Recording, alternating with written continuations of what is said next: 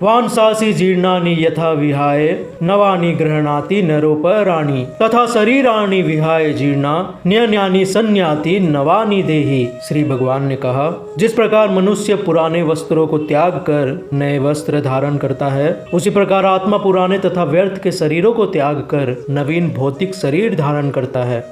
भक्ति वेदांत तात्पर्य। अणु आत्मा द्वारा शरीर का परिवर्तन एक स्वीकृत तथ्य है। आधुनिक वैज्ञानिक तक जो आत्मा के अस्तित्व पर विश्वास नहीं करते, पर साथ ही हृदय से शक्ति साधन की व्याख्या भी नहीं कर पाते, उन परिवर्तनों को स्वीकार करने को बाध्य है जो बाल्यकाल से कौमारावस्था और फिर तरुणावस्था तथा वृद्धावस्था में होते रहते हैं। वृद्धावस्था से यही परिवर्तन दूसरे शरीर में स्थानांतरित हो जाता है। इसकी व्याख्या एक पिछले श्लोक में की जा चुकी है। अणु आत्मा का दूसरे शरीर में स्थानांतरण परमात्मा की कृपा से संभव हो पाता है। परमात्मा अणु आत्मा की इच्छाओं की पूर्ति उस तरह करते हैं जिस प्रकार एक मित्र दूसरे की इच्छा पूर्ति करता है। मुंडक तथा श्वेताश्वतर उपनिषद में आत्मा तथा परमात्मा की उपमा दो मित्र पक्षियों से दी गई है और जो एक ही वृक्ष पर बैठे हैं। इनमें से एक पक्षी अर्थात अणु आत्मा वृक्ष के फल खा रहा है और दूसरा पक्षी अर्थात कृष्ण अपने मित्र को देख रहा है। यद्यपि दोनों पक्षी समान गुण वाले हैं, किंतु इनमें से एक भौतिक वृक्ष के फलों पर मोहित है, किंतु दूसरा अपने मित्र के कार्यकलापों का साक्षी मात्र है। कृष्ण साक्षी पक्षी है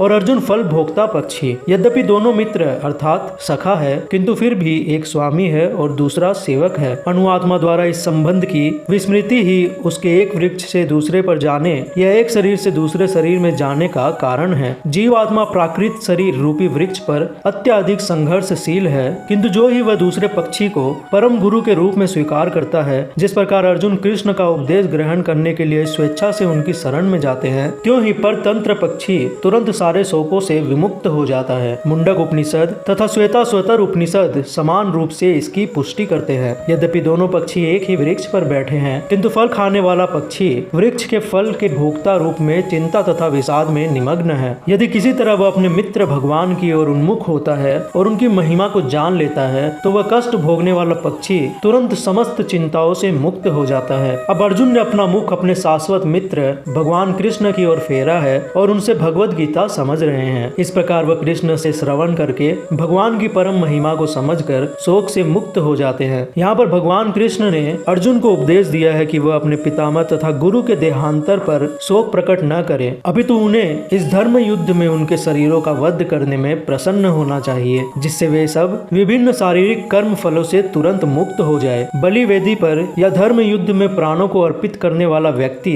तुरंत शारीरिक पापों से मुक्त हो जाता है और उच्च लोक को प्राप्त होता है। अतः अर्जुन का शोक करना युक्ति संगत नहीं है।